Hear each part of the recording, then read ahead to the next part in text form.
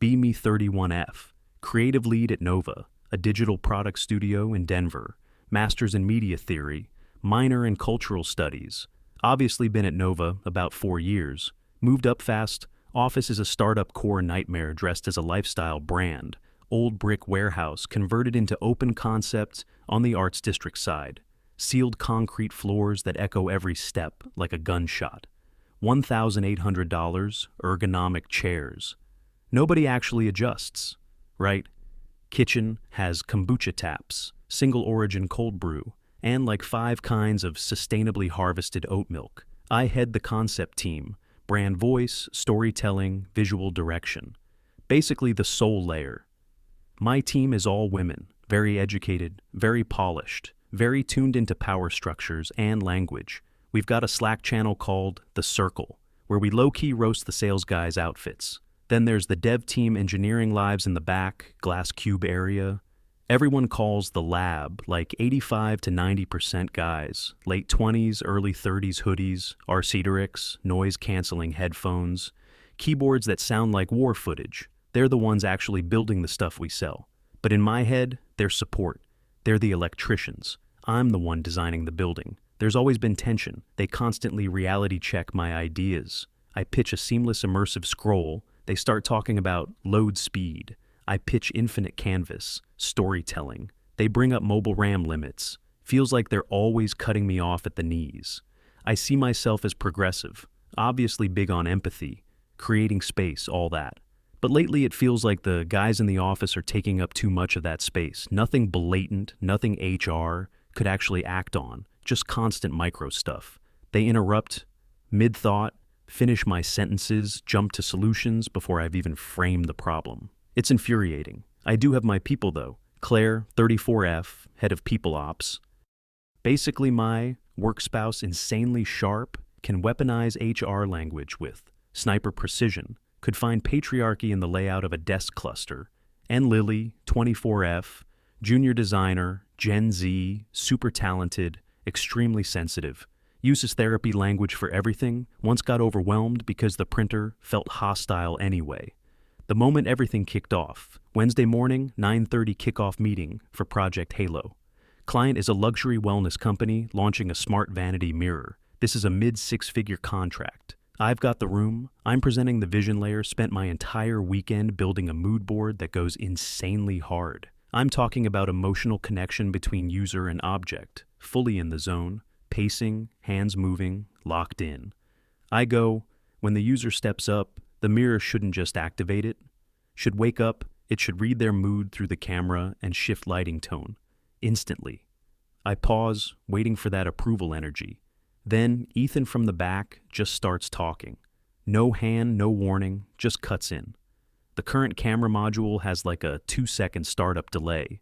Real-time mood detection would kill the battery. You'd need a manual wake input. Room goes quiet. My flow just dies like someone pulled the plug. Mid-performance, I look at Ethan. He's not even looking at me, just scrolling specs on his tablet.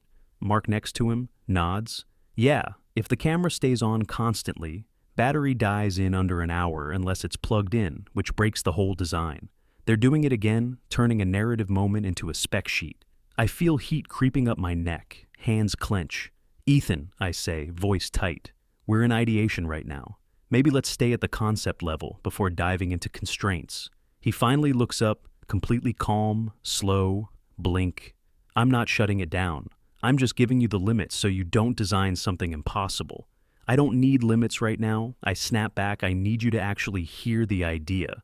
When you jump in with latency and battery talk, you kill the emotional flow.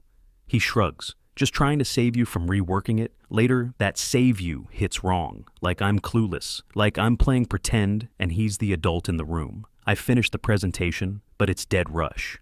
Through the rest, sit down, pissed. Claire catches my eye across the table that look like, yeah, we're addressing this. Later, we head out for a strategy lunch, vegan taco place down the block. Me, Claire, Lily, I'm ranting, shredding my mushroom taco with a plastic fork. It's the entitlement, I say. He acts like knowing specs outranks my direction, didn't even say, sorry, just shrugged like it was nothing. Lily looks wrecked, that was literally verbal harm. He cut you off mid-sentence. My anxiety spiked just watching. I felt unsafe sitting there. Does he not get how much space he takes up? Claire takes a slow sip of iced hibiscus eyes, sharp behind expensive glasses. We can't ban people from speaking, she says. That reads like censorship. If it's written down, they'll challenge it. So, what's the move? Then I ask. I can't keep getting interrupted like that. It chips away at my authority. We change the culture, Claire says. We regulate the vibe, make unsolicited help socially costly. How? I ask. We reframe his help as control, she says, leaning forward. If he jumps in, we don't debate content. We call out the behavior, make it awkward, make it embarrassing, weaponize the ick. So, public accountability. Claire smiles a little. We build a room where guys are scared to speak, unless they're 100% sure they're not stepping on anyone. Make them second guess every word. We lock in the plan. No emails, no policy updates. HR has to log just consistent coordinated social pressure. We're about to make the lab hold its breath.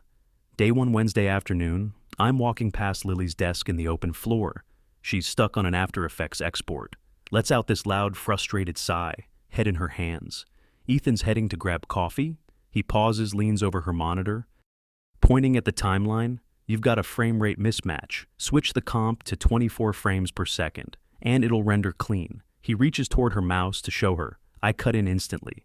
Ethan loud enough that half the office freezes. He jerks his hand back like he touched fire. When I walk up, arms crossed, posture locked. Did Lily ask you for help? He looks confused. No, but I heard her and saw the issue. So you assume she couldn't solve it? No, I just know what's wrong, Ethan, I say, projecting. So everyone hears Lily is a professional designer when you hover and grab her mouse. You create a power imbalance. It's condescending. It's savior behavior. He blinks, glances around. I was just trying to help impact over intent, Claire says from her doorway. Perfect timing. Your intent was help, the impact was dominance. You're taking up her space. Ethan's face goes red. He notices everyone watching, realizes he's the bad guy in this moment. Okay, sorry, I'll let her handle it. He backs off fast, head down. Lily looks up at me. Thank you, she says quietly. I felt so small when he did that. I got you, I tell her, and yeah, I feel it. That rush didn't need a rule, just needed to make it uncomfortable. Then we escalate next 2 weeks. We don't let up any time a guy speaks in a meeting. I pause long, uncomfortable silence, look at him, like he just did something gross at a funeral. Mark, I'll say. Voice calm, but cold. It feels like you're interrupting to center yourself. Can we let the creative team finish? Mark instantly shuts down, shrinks into his chair. If they bring up technical concerns, I cut it off. I don't need the how. Right now, I don't need logic. I need you to sit with the why. You're jumping to execution because emotion makes you uncomfortable. Claire pulls Ethan into casual coaching chats, tells him she's had multiple anonymous complaints about his tone, says his straightforward delivery reads as aggressive and exclusionary, tells him to check his privilege before correcting people. He comes out of those meetings looking drained, pale, exhausted, stops, eating lunch in the kitchen, keeps his headphones on. All-day office vibe shifts, gets heavy, thick, quiet, like everyone's holding something back. But to me, it feels like control. End of month, one difference is obvious. The lab is silent, used to be loud arguments about crypto, Marvel theories, random nerd debates, people laughing. Now nothing, just typing, and when I walk in, no one even looks up. They won't even make eye contact anymore, like saying, hey might get them reported. I walk into the kitchen to grab coffee. Mark and Tyler, the intern, are in there. They're quietly talking about some game I step in. They instantly stop dead. Silence. Mark just stares at the coffee machine like it's fascinating. I decide to play nice show. I'm chill as long as boundaries are respected. Hey guys, I say, upbeat. How's the beta build going? Mark flinches, actual panic in his face. Glances at Tyler like, don't say anything. It's good, on track. Nice. Anything interesting I should know about? Mark hesitates, starts to speak, stops himself. I can literally see him remembering getting called out, remembering savior mode. No. He says, flat, just working through tickets, nothing extra.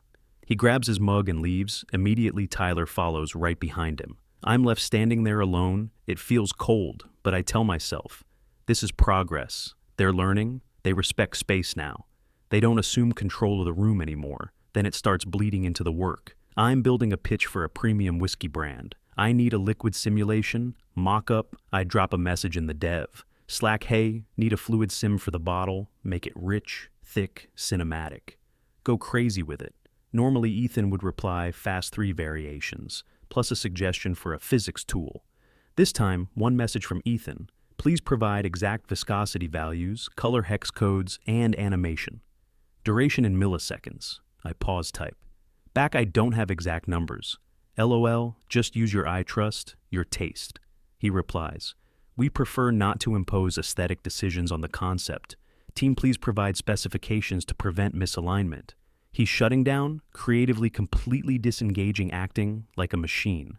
Because machines don't get coached. I end up spending 4 hours Googling fluid dynamics, like an idiot find numbers, send them over. They build exactly what I asked for, and it looks awful like thick black sludge. I march straight into the lab. This looks terrible. Why is it so dark? Ethan spins his chair a bit, doesn't even fully take off his headphones, just lifts one side, blank expression.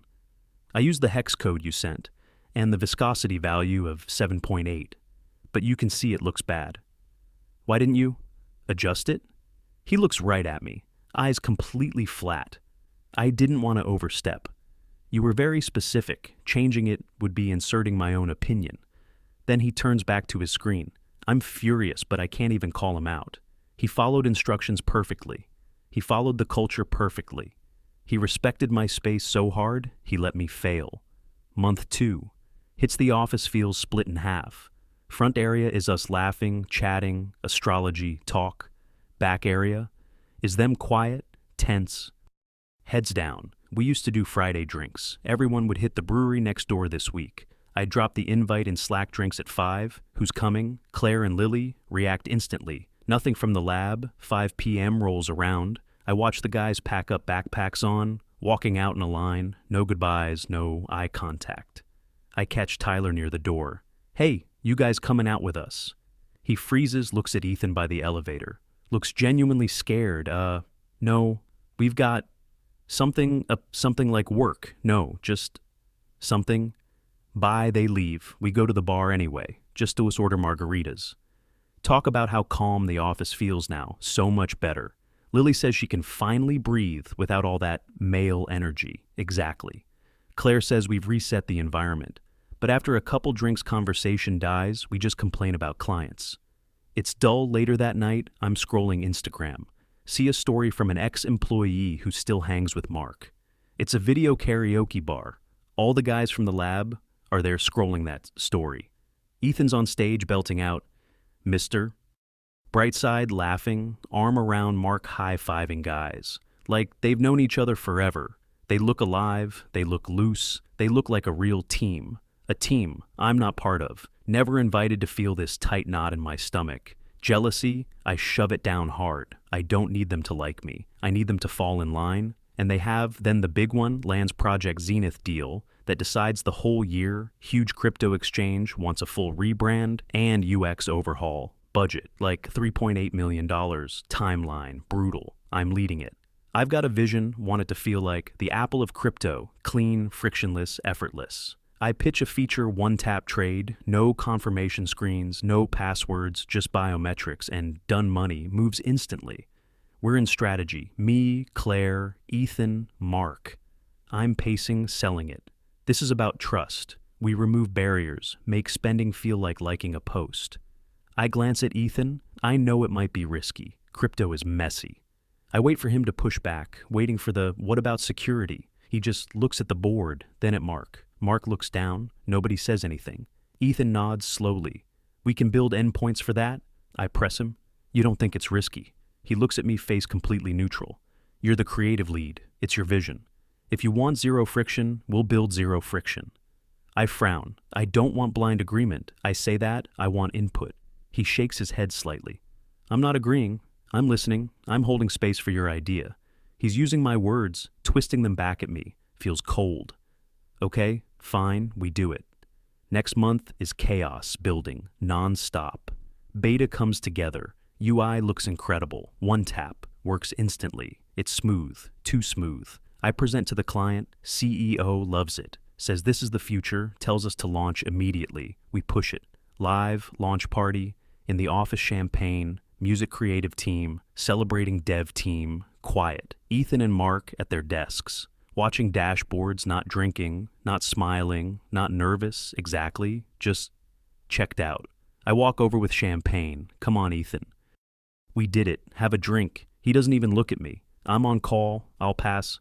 God, you're such a downer. I laugh it off. Relax. We just changed the industry, he mutters. We definitely changed something. 48 hours later. Phone ringing 3 a.m. It's Dan, the owner. Wake up, what's going on? Check Twitter. Now I open it half asleep. See the trending tag. Hashtag Zenith. My stomach drops. I click it. Flood of posts. People saying their wallets got drained, lost money, instantly. No verification. Step, no. Safety. One tweet from a security researcher says the one-tap system can be exploited. No confirmation layer means bots can replay, auth tokens, drain accounts instantly. Basic security failure. I feel sick, actually. Throw up, throw on clothes, drive to the office, 4 a.m. Dan is there, Ethan is there, Mark is there. Dan looks furious, says $10 million gone in hours. Client preparing lawsuit, we're finished. I turn to Ethan. Why didn't you tell me I'm yelling? He slowly turns his chair, looks tired but mostly empty. Tell you what it wasn't secure that we needed verification. I thought about it, he says calmly. You thought about it and said nothing. Room goes dead quiet. He stands up. You remember the Halo meeting? He says, when I mentioned hardware limits and you said, I was shutting you down. I freeze. You remember? HR when Claire told me my corrections were dominance. Claire is in the corner, silent, pale. I learned my role. Ethan says, I don't correct. I build what you ask for. You asked for. Zero friction. Security is friction. I removed it. People lost money. I say voice breaking. This is insane. And if I had stopped you, he says I'd be the guy overstepping, mansplaining security, creating pressure. I chose to stay in my lane. He grabs his backpack. I fixed the exploit an hour ago. But the money's gone. Looks at Dan. I quit. Looks at me. Good luck with your vision. Walks out. Mark stands up right after. Yeah, same, then the rest of the devs follow. Just leave one by one, door shuts, it's just me, Claire. And Dan in this big silent office 2 weeks later, Nova files for bankruptcy lawsuit, crushes us. Dan fires me, and Claire says hostile culture led to product failure. Yeah, ironic. I pack my desk, takes like 20 minutes. Plants, degree, stupid future is female. Mug. I walk through the office, the lab is empty, servers off, dead quiet. I hit the elevator button, just standing there, check my phone. Ethan posted on LinkedIn, new job, lead architect, at a big cybersecurity firm, hundreds of likes. Mark commented, king. My throat tightens, elevator opens. I step in, see myself in the metal reflection. I look put together, I look confident, I look like I'm in charge, but I'm just standing in a box. Doors close, I walk out to the parking lot. It's raining, sit in my Tesla. Don't start it, just sit there thinking about how much I hated being interrupted. How much those corrections annoyed me, realizing those interruptions were the only thing holding everything together, and I killed them, because I didn't like the noise. I drive home, no. Music just rain, and the quiet, no one will ever interrupt me again.